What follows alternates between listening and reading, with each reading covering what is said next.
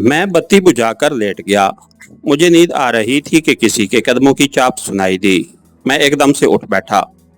दरवाजे का पट आहिस्ता से खुला। खुली खिड़की से सितारों भरी रात की धीमी धीमी रोशनी अंदर आ रही थी।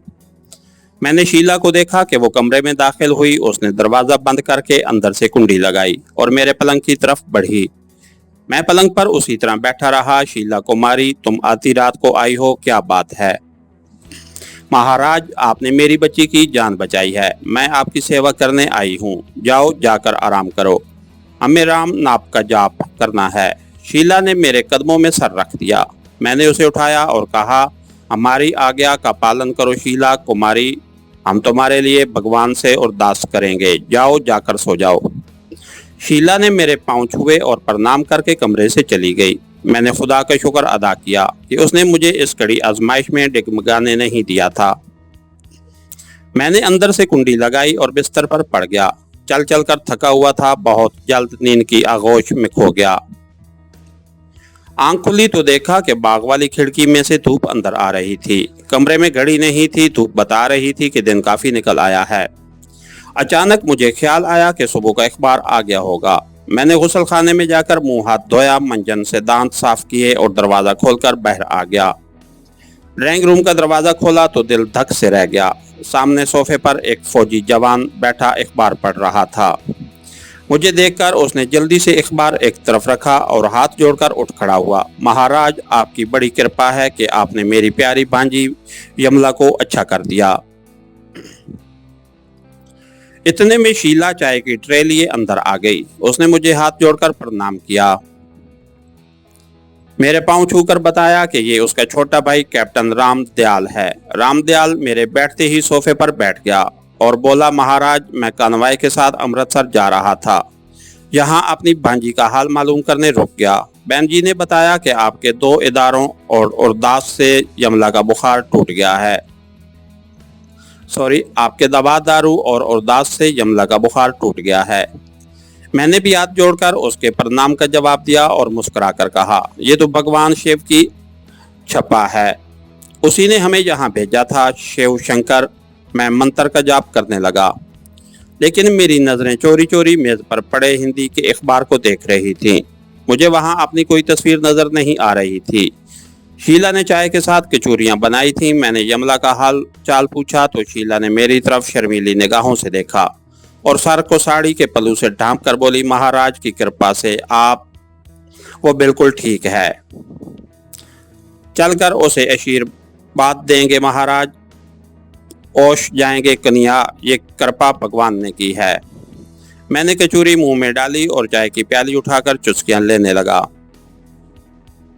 शीला का भाई कैप्टन रामदयाल का हाथ में पकड़े दूसरे हाथ से अखबार खोले पढ़ रहा था।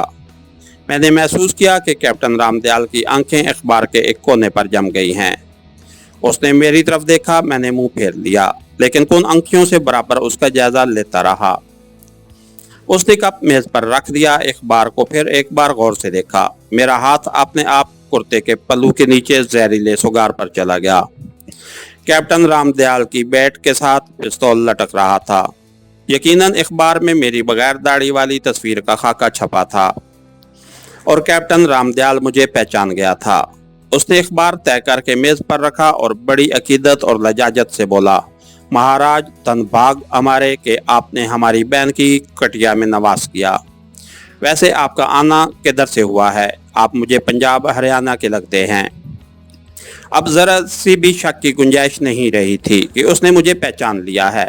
मैं सुगार मुट्ठी में दबा चुका था। उससे पहले कि मैं उसके सवाल के जवाब देता, उसने मेरी उंगलियों में स्याह रंग का छोटा सुगार देखकर कहा, महाराज, आप सुगार भी पीते हैं? मैंने फिजा में उंगली उठाकर कहा, शिव शंकर भगवान की आराधना करते हम सोमरस को नहीं पीते, सिर्फ ये तंबाकू का सूटा लगाते हैं। उससे हमारी भगवान शिव से तार बंध जाती है। उसके साथ ही मैंने शीला के सर पर हाथ रखकर कहा, शिव भगवान की सेवक को माचिस नहीं लाकर दोगी? शीला जल्दी से उठकर किचन की तरफ गई। कैप्टन रामदयाल की तेज और गहरी नजरें मेरे चेहरे से नहीं हट रही थीं। महाराज, आप हरियाणा से आए हैं। आप ऐसे ज्ञानी और जत्ती सती महापुरुष हरियाणा में ही होते हैं। मैंने कहा, हाँ बच्चा, चंडीगढ़ में हमारे गुरु देव स्वामी राम सहाय जी का मठ है। हम मथुरा नगरी की यात्रा करने जा रहे हैं। महाराज, आप कभी लाहौर भी गए हैं? मैंने मुस्कुराते हुए कहा। बच्चा, हम लाहौर कभी नहीं गए, परंतु वहां रावी किनारे भगवान वैष्णो के मंदिर में जाकर कीर्तन करने की बड़ी इच्छा है। कैप्टन राम दयाल ने बड़ी मैनी खेज नजरों से मुझे देखते हुए कहा। महाराज, अब तो आप शायद लाहौर नहीं जा सकेंगे। शीला माचिस लेकर आ गई।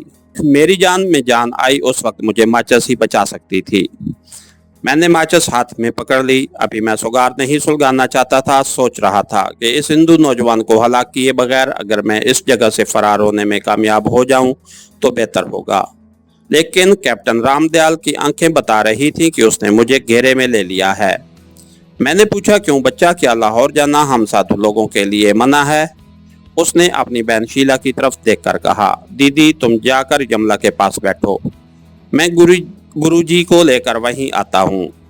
माचिस पर मेरी गिरफ्त मजबूत हो गई। अपने चेहरे के तसरात को मैंने पूरी तरह काबू में रखा था। शीला साड़ी संभालती कमरे से निकल गई। उसके जाते ही कैप्टन रामदयाल ने अखबार खोलकर मेरे आगे रख दिया। महाराज, इस तस्वीर को पहचानते हैं आप? इसके साथ ही हमारी आज के एपिसोड का इख्तिताम हुआ। कहानीकार चैनल को लाइक कीजिए, सब्सक्राइब कीजिए और बेल आइकन को प्रेस कर दीजिए ताकि हर आने वाली नई वीडियो आप तक बर वक्त पहुंच सके। शुक्रिया।